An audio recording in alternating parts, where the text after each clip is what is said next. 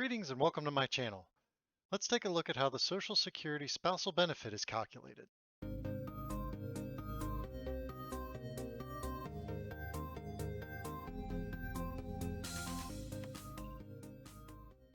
This is my series on Social Security benefits. Each week I will present information mostly in the form of charts and calculations based on the Social Security Administration's benefits calculator.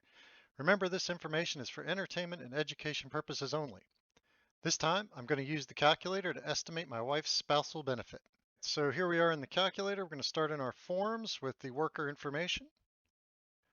I'm just using my information, again, birth year 1973, and old age benefit. And at the bottom, the only change, I'm going to be switching to number of family members as 1. Supplemental worker information.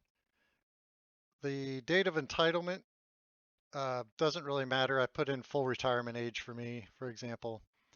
We're not really looking at that part of the calculation, so it doesn't matter.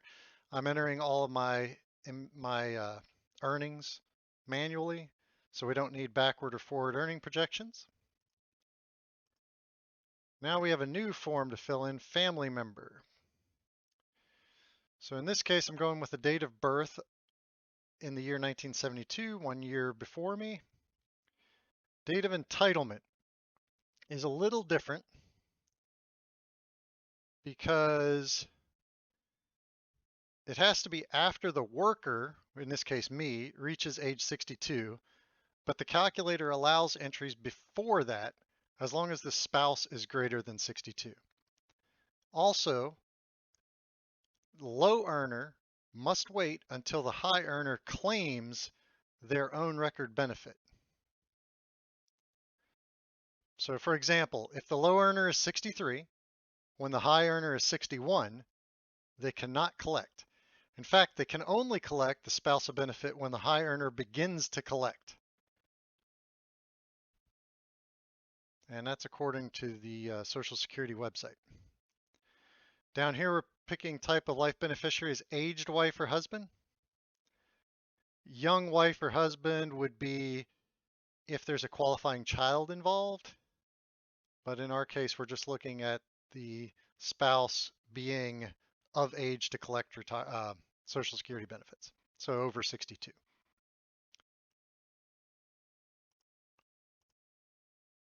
Under assumptions, we are looking at everything in today's dollars, so we want no increase in benefit, and we're doing no increase in wages, so we don't need to do anything there. And the annual earnings information is all the manual. I entered all the years manually. And as you see from 2022 on, it's all zeros because I wanted to see what it would be like if with my early retirement. I've entered all the information. I'm going to calculate estimate, and I'm going to look at page 4 here in this case for family member benefit. It's got the date of birth that I entered, 1972. Benefits started March 2035, so at age 63. Full retirement age is listed. Now you'll notice here we have benefit factor of 0.5, and that's how it calculates the benefit. It's 50% of my PIA. So the full benefit being $755.40, and we're going to round it. Well, it doesn't get rounded yet. We have a number of months of reduction because it's 48 months prior to age 67. Again, age 63 to 67 is 4 years, 48 months.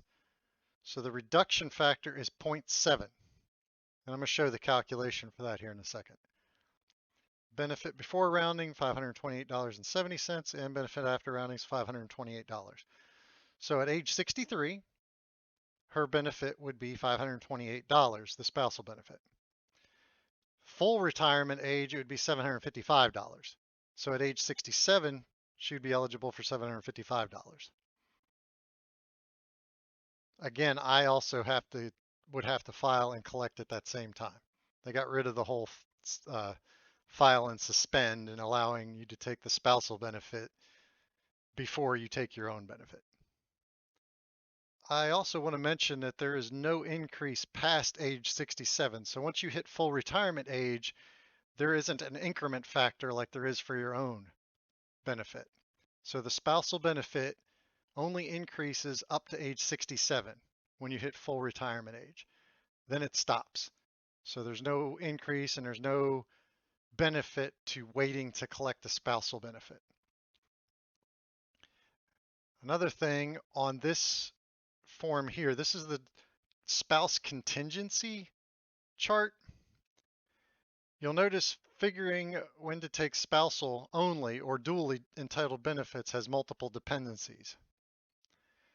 And the easiest one is at the bottom there, own record benefit only. And that's if the spouse, if their own benefit is more than 50% of the worker's benefit, then you don't have to worry about trying to figure out the spousal benefit, because the spousal benefit is either going to be completely calculated using the worker benefit if the spouse has no benefits, if the spouse is not eligible for benefits. If the spouse is eligible for benefits, but it's less than half of the worker or the high earner, then it's a combination. They will collect up to what they are eligible for, and then they'll get topped off with whatever the spousal benefit. So if they're eligible for $300 a month, but their spousal benefit would be $500 a month, they will receive $500 a month. So it tops them up to the spousal benefit.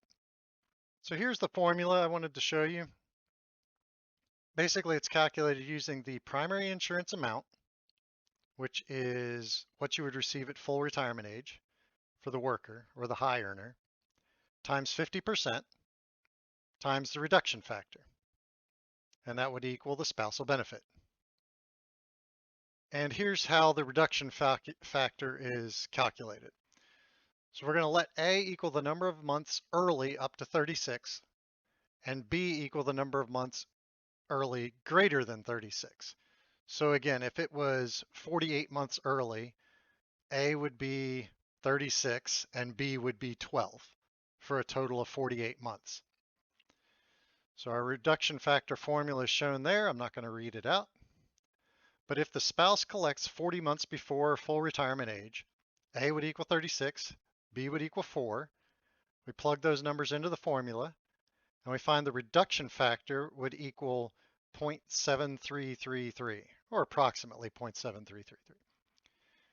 And this is about a 27% reduction from the full spousal benefit they would receive at age 67. Key takeaways from this week's episode. First, the spousal benefit will only be used if it is greater than the spouse's actual benefit. As of now, the spousal benefit is no more than 50% of the worker's PIA. It is adjusted down if collected earlier than full retirement age, which is 67 in the example. And finally, I estimate that my wife's benefit will be larger than half my benefit. So we will probably use the spousal benefit, but we'll be determining that in a future video. Thank you for joining me on this topic. I hope you enjoyed it. If you have questions, please leave those below. If you have suggestions on future topics, please also leave those below. If you like this content, consider subscribing and like the video. And remember, if you're going to retire, retire to something.